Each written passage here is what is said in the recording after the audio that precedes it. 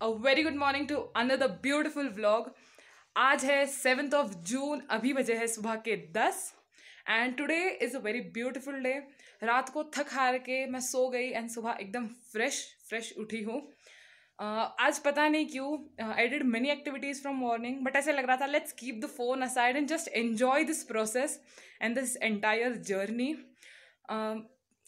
सुबह से उठने के बाद आई गॉट रेडी एंड फिर हमारा हुआ गरम गरम ब्रेकफास्ट विथ आलू के पराठे and then we had a beautiful karaoke program जहाँ पे हम सब नाचे गाए मस्ती की।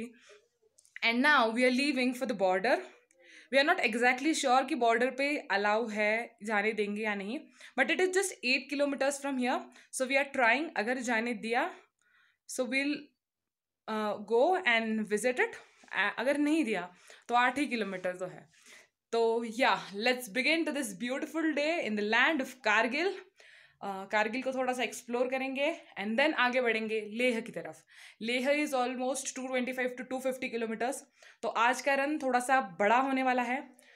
जितना सुना है roads are good, so that is not a much issue, but फिर भी so today's entire day is the bike riding.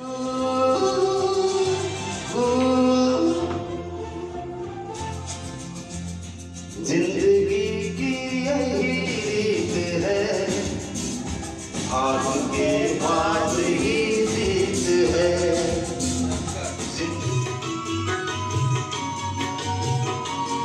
बर्बादियों का साथ मनाना फिजूल था, मनाना फिजूल था, मनाना फिजूल था।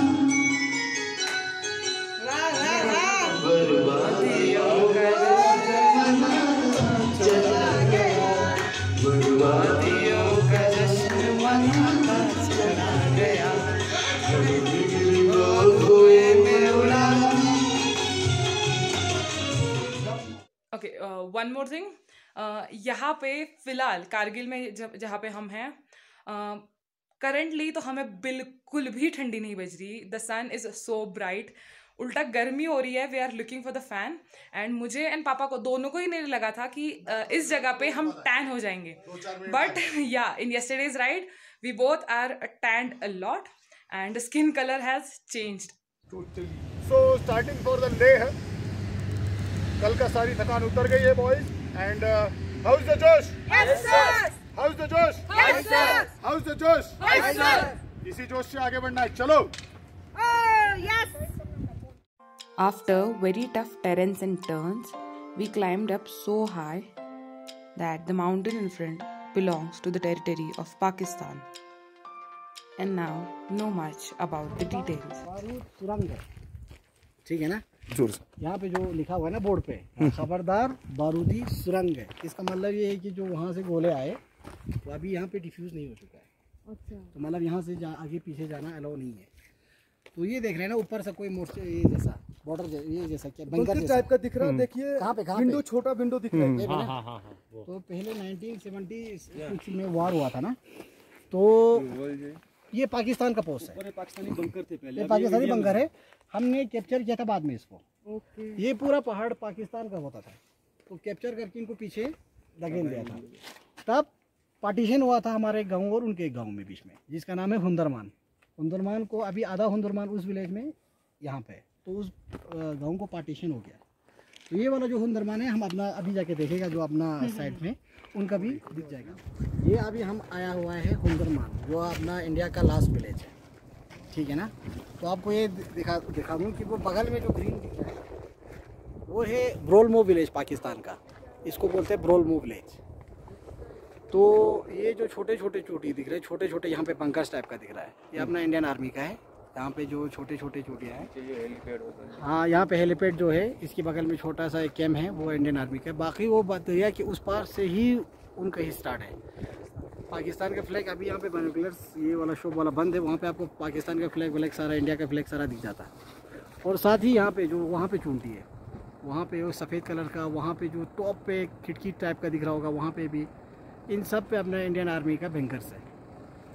यहाँ से रास्ता है, उधर से इंडियन आर्मी का नीचे वाला बेस कैम्प हो गया। वहाँ पे पूरा ऊपर जितने भी सारा चूंटी है, इन पे हमारा पोस्ट बैठा हुआ है। यहाँ से उनका स्टार्ट हो जाता है। यहाँ से आपका बल्तिस्तान क्या बोलते हैं, बल्तिस्तान, स्कर्दो वर्दो सारा इसी से आ जाता है। तो 200 किलोमीटर है यहाँ से कराची का। And after the border begin the most beautiful journey I have ever done in my life. Brilliantly architectured road, plus a Royal Enfield in your hand, plus this scenic beauty with valleys and mountains and snow was the perfect combination one could ever enjoy. This beauty didn't allow us to take our eyes from it, so I have a very less videos. Kargil to Leh is almost about 225 kilometers, including diversified land conditions, with each and every moment to enjoy. 6:30 हो गए हैं शाम के and we are just about 30 kilometres away from Leh. अभी हम आए हैं यहाँ पे संगम देखने के लिए। Sangam is of 2 rivers, that is Zanskar and Indus, जो आगे ऐसे इंडस फ्लो होती है। सुबह से we are just continuously driving, हमने कुछ भी नहीं खाया। जस्ट नाउ यहाँ पे बस एक ही छोटा सा रूम होटल है जहाँ पे we got a Maggi for ourselves and अभी after a Maggi we have 2 more spot seeing and वो करके finally we will reach Leh. फ़िलहाल तो बहुत लेट हो चुका है, लाइक अभी ही 6:30 है, तो होप आज 9 से पहले रूम पे पहुँच जाए। या I am enjoying the ride a lot. Just now we are at a point which is known as Sangam. This way, this is clean and Indus River. और इधर ये जो दिख रहा है ये पहाड़ियों से मेल्ट होकर आया हुआ पानी, ये है झांसकर रिवर। ये दोनों का ये संगम पॉइंट है, यहाँ इनका दोनों का मीट हो रहा है। और यहाँ से फिर आगे एक जो आगे जा रही है वो कौन सी है? नहीं तो रिवर कौन सी हो रहा है वो इंडस रिवर बोल के ये आगे जा रही है। एकदम बढ़िया ऐसा संगम पॉइंट। ये पूरा पीला पानी जो पहाड़ियों से मैला होके आया है और ये एकदम क्लियर पानी, ऐसे दोनों नदियों का ये बेहतरीन संगम।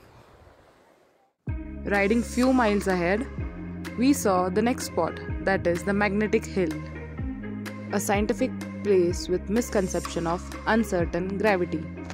Little bit ahead was the Gurudwara. 8:30 बजे हम रूम में वापस आ गए। हमने 3 स्पॉट्स देखे, एक संगम, फिर मैग्नेटिक हिल एंड फिर गुरुद्वारा पत्थर साहिब। तीनों स्पॉट्स में ज़्यादा कुछ व्लॉग नहीं किया, ओवरऑल पूरे दिन में व्लॉग नहीं किया because I was just enjoying the ride. और यहाँ के रोड्स इतने ज़्यादा सही है, like they are into all the terrains, high mountains, deep valleys, rivers, snow, everything. Maximum चीज़ें तो मैंने मेरी आंखों में कैद की है, but I have also got few of the footage.